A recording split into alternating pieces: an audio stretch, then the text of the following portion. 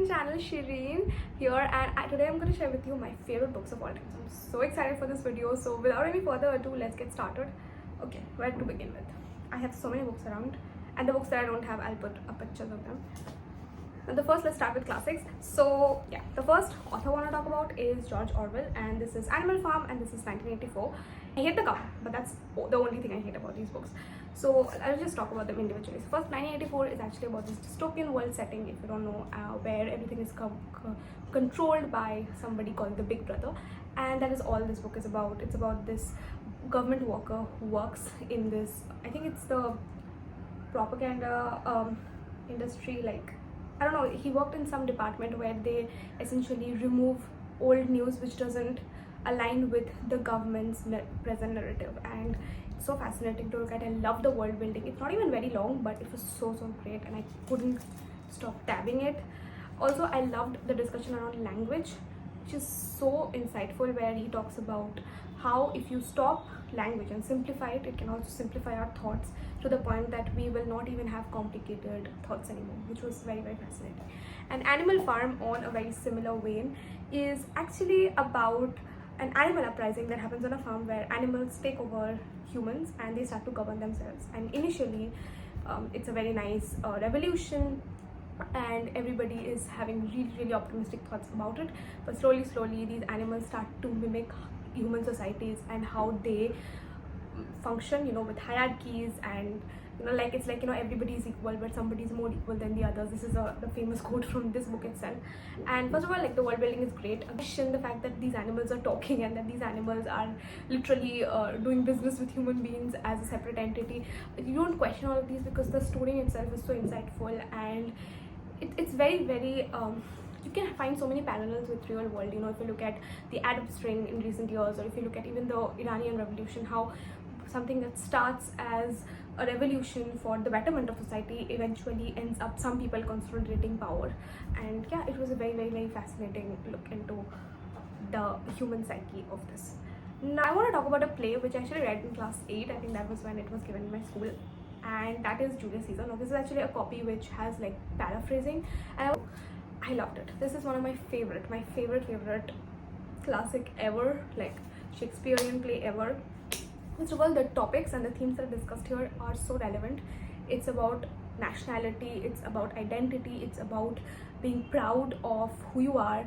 It's also about you know, arrogance. And again, like, as you can totally see, there's a theme in here where I read a lot about governments and politics and stuff.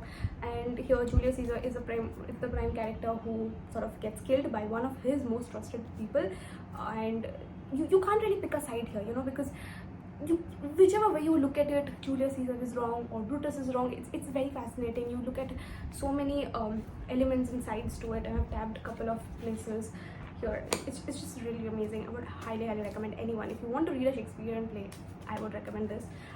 Now coming to a little bit of Indian recommendations, and then I'll go for the rest. So first is Manto. I love Manto. Manto is my favorite. This one is by Khalid Hassan, and this is by Atish Tehsir, and both of these are selected stories by Manto. Manto's works, if you don't know, primarily deal with either prostitution or with partition stories. So yes, some of my favorites would definitely be Toba Tek Singh, Thanda Ghosh, which is cold meat, 10 rupees or 10 rupees. What else? I can't think of a lot of the other stories.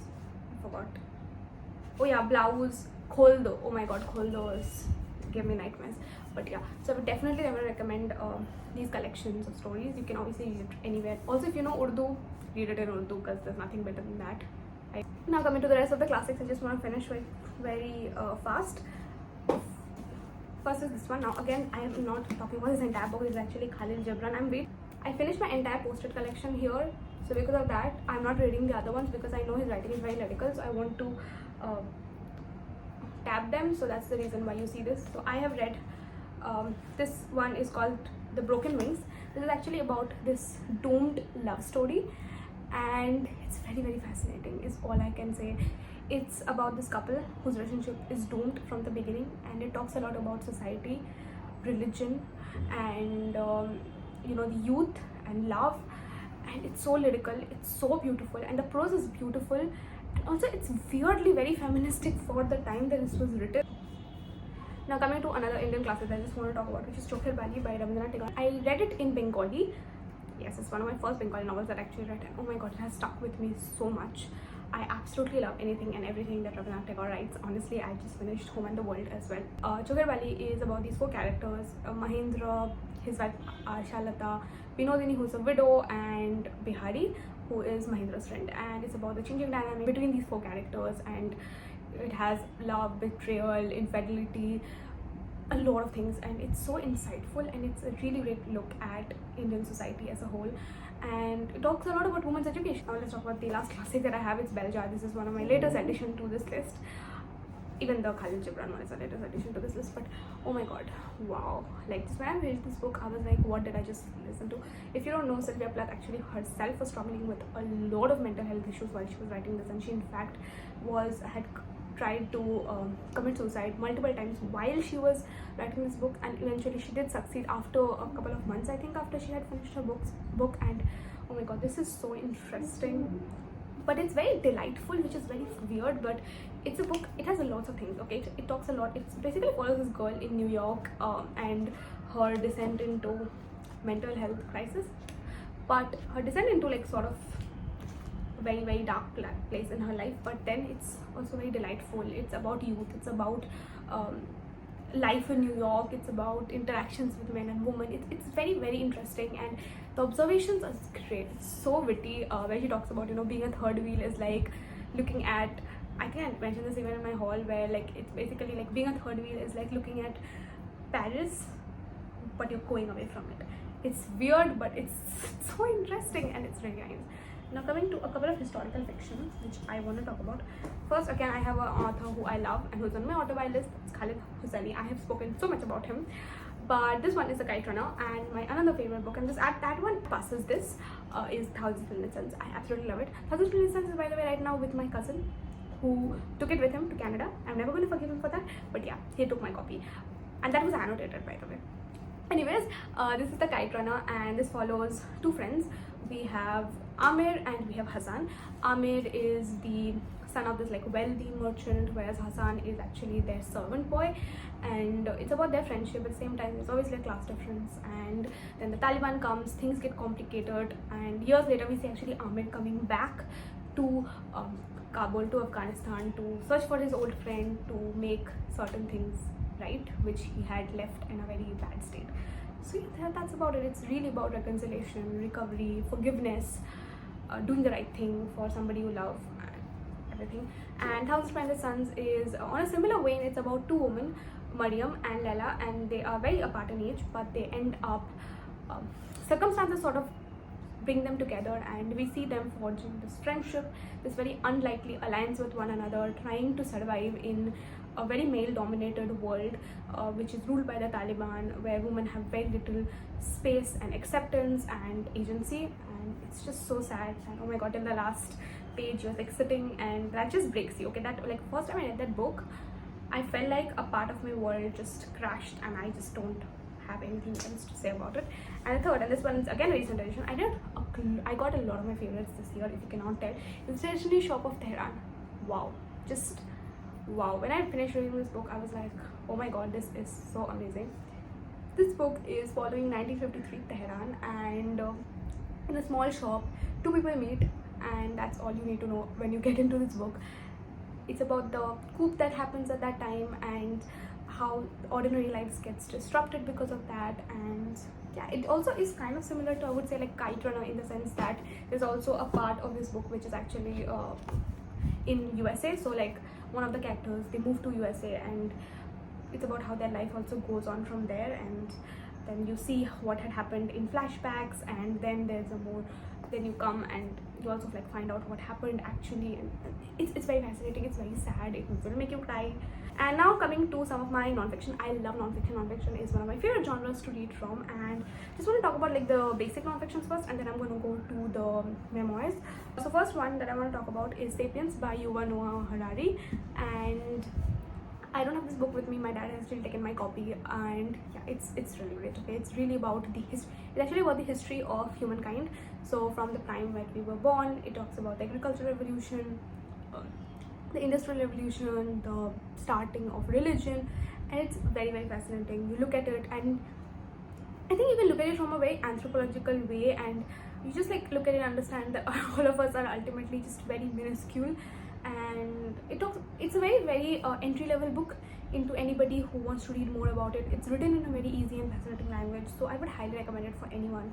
And yeah, I became an edition, and oh my god, I love this book so much. It's called The Other Side of Silence. If you want me to make a separate video just dedicated to this book, I can literally talk about this book for 30 minutes.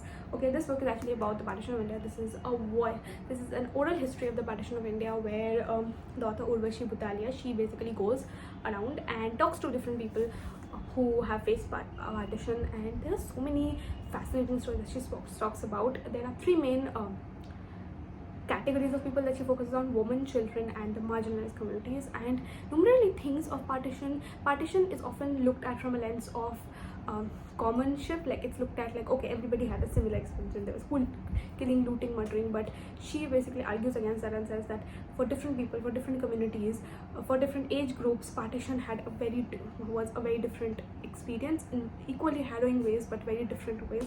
And she basically sheds light on that. She talks a lot about certain things like the case for abducted women, the Dalits and stuff, who actually were not really seen as Hindus, so they weren't attacked, but they also had to face certain issues because of other reasons. And I don't want to give too much into it because I do want to make a video about this book in details. But yeah, wow, absolutely loved this book. Just cannot stop recommending this enough. And yeah, let's talk about memoirs. Okay, so the first memoir that I want to talk about is No My Name by Chanel Miller. If you don't know what this memoir is, please read it. It's so great. A person called Chanel Miller who was sexually assaulted in Stanford by this guy called, I think, Brock Turner. And her victim impact statement, which was under the pseudonym Emily Doe, went viral on BuzzFeed. And it's years later, after everything has happened, she actually wrote a book and came out with what exactly happened, how her experience was, not just with the whole experience and what had happened to her, but also with the way that the press spoke about her, the way that other people were commenting, the way that the criminal justice system works, and the kind of constant questioning you get, the questioning of your intent as an individual, which is often done when it comes to rape victims. And yeah, it's so fascinating. It's really great, and she articulates a lot of things that all of us women feel, but she writes it, like in ways that I cannot express it. She has written a lot of things that were in my head, that goes on in my head, and she wrote it herself. Just love it. I have so many quotes from that book. I love it. And the second book is The Last Girl by Nadia Murad, and this is hands down the most difficult book I've ever had to read. And again, as I said, you wish that this was fiction, is really the way I would say it. Nadia Murad is actually, I think, the 2014 Nobel Peace Prize winner. I'm not sure. It's 2014, or was that Malala? I don't know. She is or it's 2015. Anyways, in one of the years she was the Nobel Peace Prize winner, and she is actually a Yazidi activist. She was captured by ISIS from her village and brought and basically used by them as a sex slave. And it's just so harrowing, her experience. And the thing is, she talks about everything. She doesn't leave out any details. She talks about exactly how she was treated, how the men treated her, how the women treated her, extremely harrowing experiences of there. And okay, first of all, like, massive trigger warning for anyone who is going to read this book, because man, this book was just the most difficult book I had to read, hands down. And she really didn't, the reason she names The Last Girl is because she really wants this book to be sort of an aspirational title. She wants to be the last girl on this earth who has to experience something like this. And anyways, so guys, those were all of my favorite books of all time. Thank you so much for watching this video, and bye.